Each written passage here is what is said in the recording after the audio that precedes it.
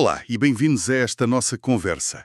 Hoje vamos explorar algumas ideias de uma figura incontornável do pensamento americano, Ralph Waldo Emerson. Sim, e do seu livro de 1860, The Conduct of Life, um clássico. Exato.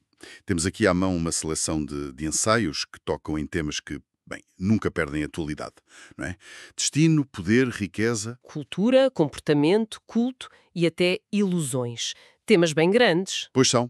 E a nossa missão hoje, se quisermos chamar-lhe assim, é tentar encontrar as ideias mais fortes, se calhar até as mais desconcertantes destas reflexões do século XIX. E ver o que é que elas ainda nos dizem hoje, certo? Na forma como gerimos a nossa vida, as nossas escolhas. Precisamente, Emerson não foge às perguntas difíceis, pois não? Tipo, somos marionetas do destino ou temos alguma margem de manobra? Exatamente. E como é que podemos descobrir e usar o nosso poder interior? O que é realmente ser rico ou ser culto? E como é que as nossas ações, as crenças, até as ilusões que nos rodeiam, definem a nossa experiência de vida? Vamos tentar perceber isto através das palavras dele. É um desafio interessante. Parece-me bem. Então por onde começamos? Se calhar por essa ideia de destino. Parece que pesa bastante no início do livro. Sim, ele começa por aí. E de facto pinta um quadro algo limitador, digamos.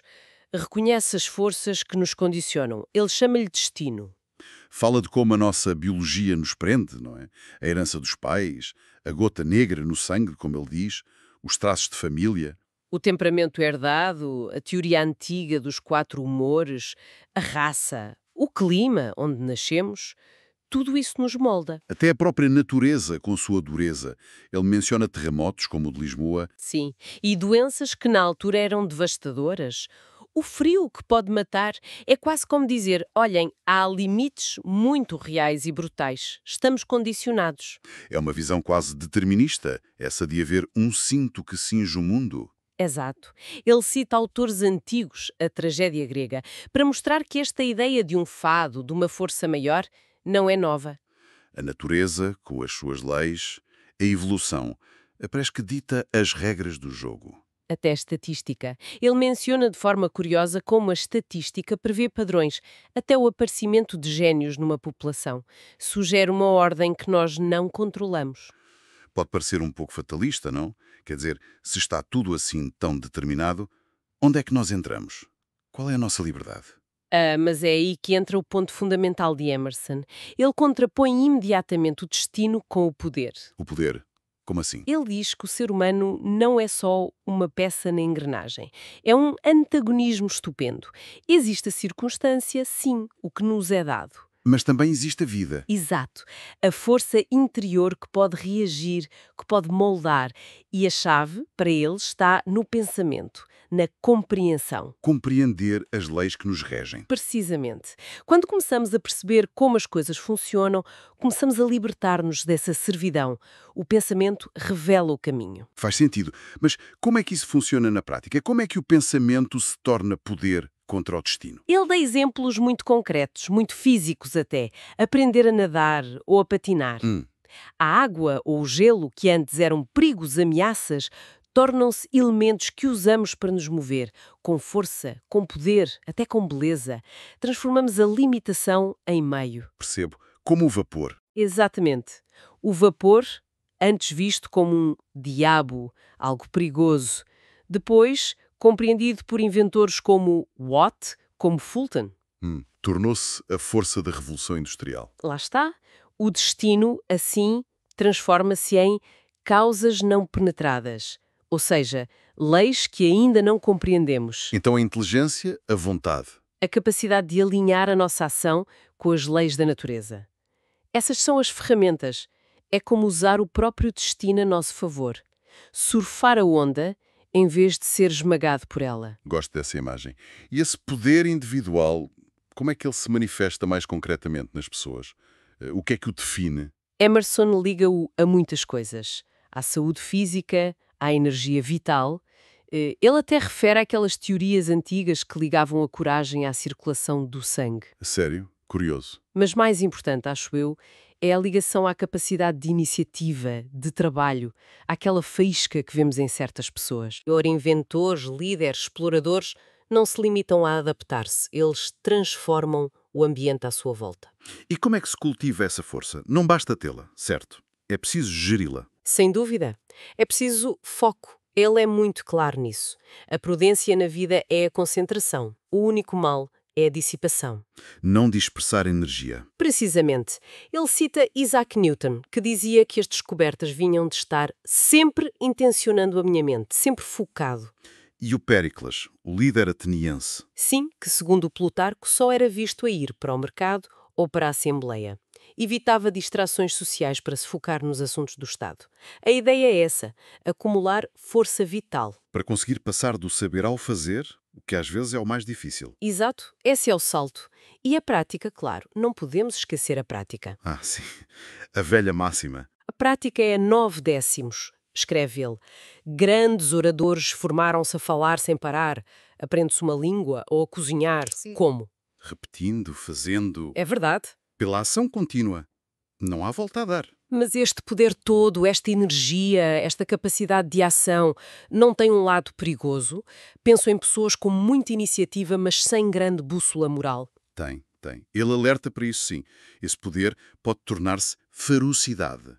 No mundo dos negócios, por exemplo, ele dá um exemplo pitoresco Qual? de um estalajadeiro chamado Boniface, uma figura cheia de energia, indispensável na comunidade, mas ao mesmo tempo um canalha sem escrúpulos. Estou a ver. O poder sem direção moral. Exatamente. A solução, para Emerson, não é reprimir essa força, essa energia. É direcioná-la corretamente, pôr no sítio certo. Pessoas com muita energia precisam de desafios, de aventura, como ele diz. Não podem ser forçadas a uma vida demasiado pacata, senão essa energia descarrila. Precisam de encontrar uma forma construtiva de a usar. Isso leva-nos naturalmente à questão da riqueza. Outro grande tema. Como é que ele aborda isto? Bem, ele começa pelo básico, pelo óbvio. A necessidade de saber ganhar a vida. A autossuficiência, especialmente naqueles climas do norte, onde a natureza não dá nada de graça. É preciso trabalhar. Mas a visão dele vai muito para além do dinheiro no banco, não é? Muito para além. Riqueza, para Emerson, inclui ter acesso a abrigo, comida, ferramentas, livros, mas também à liberdade de movimento, a viagens, à ciência, à arte, à cultura. A companhia de pessoas interessantes? Exato. O homem verdadeiramente rico é aquele que consegue beneficiar do trabalho e do conhecimento de muitos outros, até das gerações passadas. É uma visão muito ampla. Mas ele parece dar também uma dimensão quase espiritual à riqueza, não é? A ideia de que o dinheiro representa valores morais e só um pouco idealista, talvez. Pode soar, mas faz parte do pensamento transcendentalista dele. Ele afirma mesmo: $1 não é valor, mas representativo de valor e, por fim, de valores morais. Como assim? Na visão dele, o valor do dinheiro está ligado à confiança, à honestidade, à inteligência e à virtude da sociedade que o usa. Dá o exemplo da integridade nos negócios em Boston. Sim, em State Street, diz que isso influenciava o valor das terras em todo o estado de Massachusetts. Para ele, a riqueza tem uma base mental e moral. É interessante pensar nisso. É.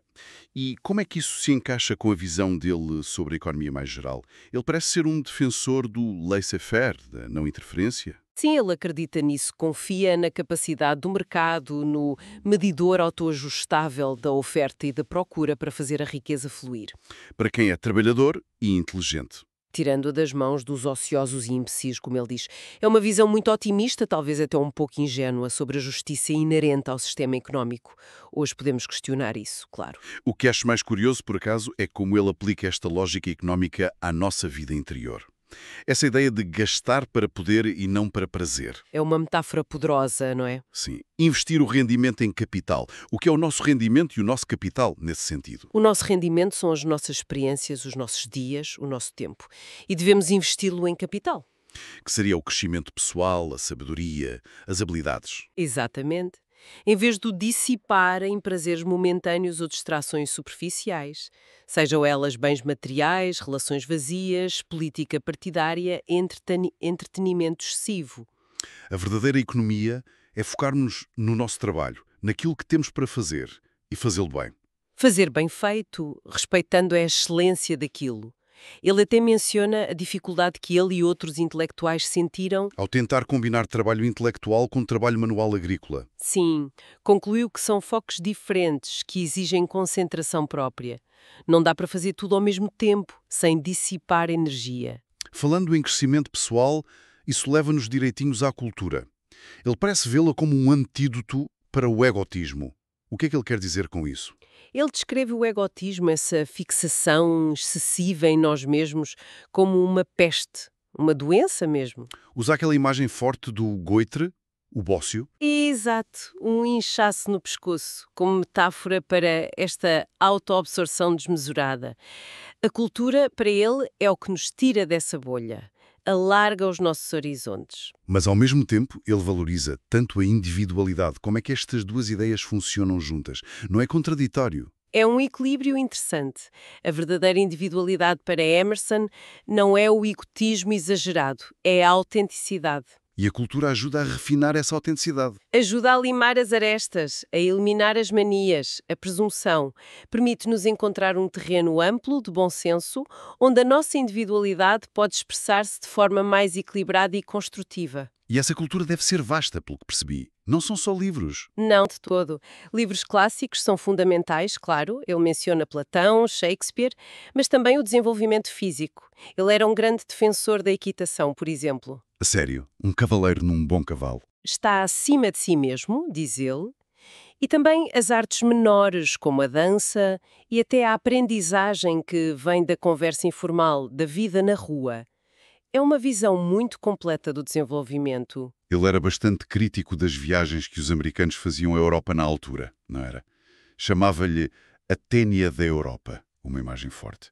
Era assim, via muitas dessas viagens como uma fuga, uma tentativa de encontrar fora o que faltava dentro, ou uma dependência cultural. Mas ele próprio viajou. Viajou e reconhecia que, por vezes, uma viagem podia ser um remédio necessário contra a estagnação ou para encontrar mestres, inspiração. Não era uma condenação total. E elogiava os caminhos de ferro? Sim, curiosamente, uma novidade na altura. Via-os como uma forma de combinar as vantagens da cidade, recursos, diversidade, com as do campo, natureza, tranquilidade, trabalho manual. E a cultura também envolve lidar com dificuldades, segundo ele. As calamidades são nossos amigos. Isso é um pouco duro, não é? É uma perspectiva algo estoica, sim. Ele acredita que as dificuldades nos fortalecem e nos ensinam. Cita poetas que louvaram a pobreza como uma bênção disfarçada. É preciso coragem para isso. Muita. A cultura exige coragem. Coragem para pensar diferente da multidão, para suportar a solidão que muitas vezes acompanha a originalidade. E para manter a integridade, imagino. Sem dúvida. Aquela frase dele é ótima. A medida de um mestre é o seu sucesso em trazer todos os homens à sua opinião 20 anos depois. Mostra essa visão a longo prazo, essa resistência à pressão do momento. Faz todo sentido. Vamos passar ao comportamento. Ele diz que as maneiras são a linguagem silenciosa da alma. O que é que isso significa exatamente? Significa que a forma como nos comportamos, os gestos, o tom de voz, a postura, comunica muito mais sobre quem realmente somos do que as nossas palavras. Não o quê, mas como. As boas maneiras ajudam-nos a conviver, a sair de um estado mais bruto. Sim. Na sua função mais básica, tornam-nos suportáveis uns aos outros. Conseguem suavizar atritos onde as leis não chegam. Refinam a interação. Ele parece acreditar muito na transparência. A ideia de que somos relógios com mostradores de cristal. Que o nosso interior está sempre à vista. Será mesmo assim? Não conseguimos disfarçar. É uma afirmação forte, mas ele insiste nela. O corpo, especialmente o rosto e os olhos, contam a nossa história, o nosso estado interior. Os olhos em particular. Sim. Diz que falam todas as línguas e não mentem. Que, quando há uma contradição entre o que os olhos mostram e o que a boca diz, uma pessoa experiente confia nos olhos. É uma ideia fascinante sobre comunicação não verbal, sobre intuição. Muito! Acredita nessa leitura direta da alma através do corpo. E qual é a base das boas maneiras, então? Não é só seguir regras de etiqueta, presumo. Não, de todo. A base, para ele, é a autoconfiança, o self-reliance. Como assim? Quem não confia em si mesmo tende a ser defensivo ou agressivo ou a tentar impor-se de forma artificial. Acaba por ser desagradável, por magoar os outros. E a verdadeira força? Manifesta-se numa presença calma, segura, natural, que não precisa de artifícios nem de ruído.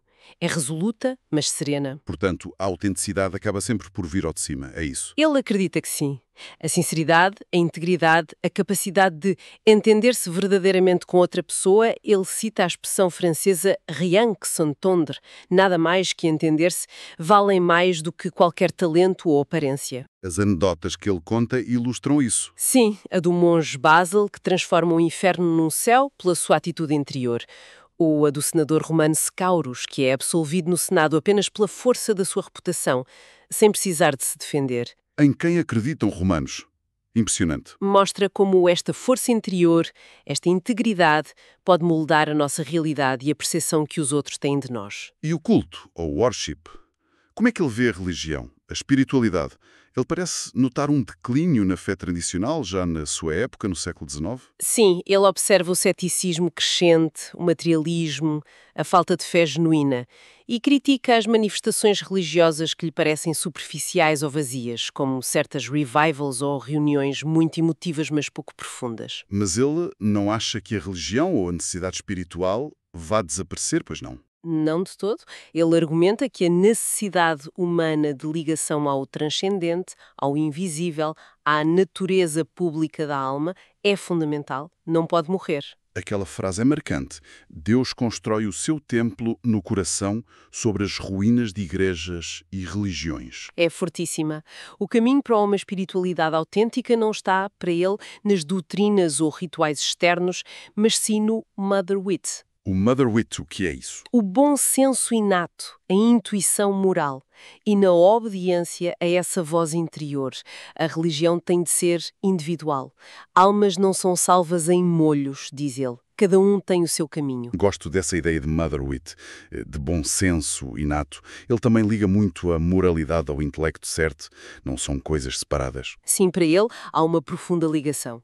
Acredita que as leis morais são tão inflexíveis como as leis da física e que se aplicam também ao pensamento e à vontade. As pessoas que realizam coisas. Acreditam em causa e efeito, não em sorte ou acaso, e as nossas ações, mais uma vez, acabam sempre por revelar o nosso caráter.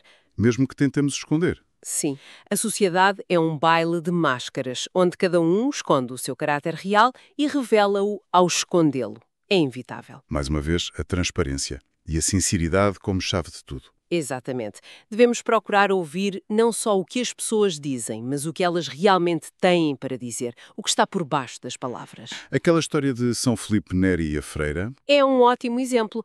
Ele testou a freira, que se dizia santa, pedindo-lhe para lhe limpar as botas enlameadas.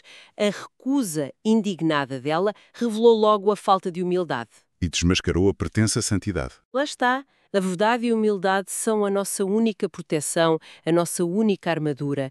A questão da imortalidade, para ele, importa menos do que a questão de a merecermos através da nossa conduta aqui e agora.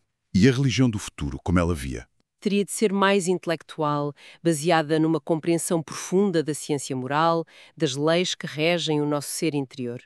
Para terminar, temos a beleza e as ilusões. O que é Emerson nos diz sobre a beleza? Parece um tema mais etéreo. Ele começa por criticar a ciência da sua época por ser demasiado analítica, fria, faltando-lhe uma dimensão humana.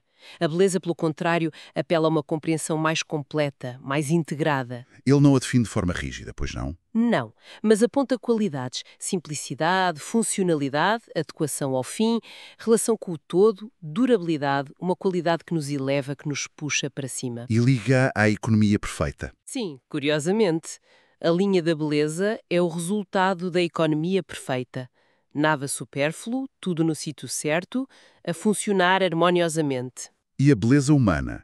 Ele reconhece o seu poder imenso. Sem dúvida. Dá exemplos históricos de mulheres cuja beleza causava comoção, mudava destinos. Considera a beleza o estado natural, o estado normal. embora muitas vezes a vida o desfigure. Mas, e isto é importante, ele acredita que a beleza interior pode superar a exterior, não é? Exatamente. As grandes qualidades de caráter podem brilhar através da aparência física, mesmo que esta não seja convencionalmente bela. Amamos quaisquer formas, por mais feias que sejam, das quais grandes qualidades brilham. No fundo, toda a beleza aponta para algo mais profundo. Sim, para a identidade essencial, para o divino. É um sinal do transcendente no mundo material. E depois vem o capítulo sobre ilusões, que começa com aquela história da caverna, a Mammoth Cave. Sim, a Star Chamber, onde cristais no teto refletiam uma lâmpada escondida e criavam a ilusão perfeita de um céu estrelado. Uma bela ilusão. E isso serve de metáfora para a vida. Exatamente. Vivemos rodeados, imersos em ilusões, criadas pelos nossos sentidos, pela nossa imaginação, pelos nossos sentimentos e desejos. A vida é um êxtase, diz ele. No sentido de estarmos sempre a projetar o nosso estado interior no mundo. Sim, a sociedade é um carnaval, uma mascarada. A deusa hindu da ilusão, Yoga Nidra, é poderosa. E há níveis de ilusão, claro, das mais grosseiras às mais subtis. Parece um pouco desanimador se vivemos num mar de ilusões. O que podemos fazer? Como é que navegamos nisto tudo? O conselho de Emerson é muito direto. Não nos enganarmos a nós próprios. Não jogarmos jogos connosco mesmos. A base é a honestidade. A honestidade e a veracidade connosco mesmos, na nossa vida privada, no nosso íntimo. Fala como pensas, sei o que és, paga as tuas dívidas de todos os tipos. Ser verdadeiro. Tentar encontrar um chão firme no meio das aparências que mudam constantemente. Exato. A verdadeira força, a verdadeira posição estável, vem de sentir o peso da natureza a apoiar-nos, de estar alinhado com as leis fundamentais da realidade, não com as aparências. Riqueza e pobreza são só traje. A vida por baixo é a mesma. A escolha crucial que temos, no meio de tudo isto, é ser o tolo da virtude, não do vício. Escolher de que lado queremos errar, por assim dizer. Mesmo quando as ilusões se desfazem. As verdades eternas, os deuses, como ele lhes chama, as leis morais, a justiça, a beleza, essas permanecem. São a nossa âncora. Bem, foi uma viagem intensa por estas ideias de Emerson. Ufa! Reconhecer as limitações do destino, sim, mas ao mesmo tempo cultivar o nosso poder interior. É através da vontade, da concentração, da ação alinhada com a natureza. É um equilíbrio constante. E redefinir a riqueza e a cultura como ferramentas de crescimento, não como fins em si. Ver o comportamento como um espelho da alma. Valorizar a sinceridade na nossa vida interior, no nosso culto pessoal, e aprender a navegar no mar de ilusões com integridade e autoconfiança como bússola. São ideias fortes. No fundo, talvez a grande mensagem seja mesmo essa, esse equilíbrio dinâmico. Aceitar as ligaduras da adamantio do destino, aquilo que não podemos mudar, a bela necessidade das limitações. Mas nunca, nunca desistir de usar o poder do pensamento e da vontade para criar a melhor vida possível dentro dessas fronteiras. É aí que reside a nossa liberdade. E fica talvez esta reflexão inspirada por ele. Onde é que nós, no nosso dia-a-dia, conseguimos ver essa bela necessidade nas nossas próprias dificuldades, nos nossos próprios limites? E como é que podemos fazer a escolha consciente, momento a momento, de ser o tolo da virtude, não do vício, no meio das pequenas e grandes ilusões que todos enfrentamos na vida? Fica a pergunta no ar. Algo em que pensar. Obrigado por nos acompanhar nesta exploração. Obrigada.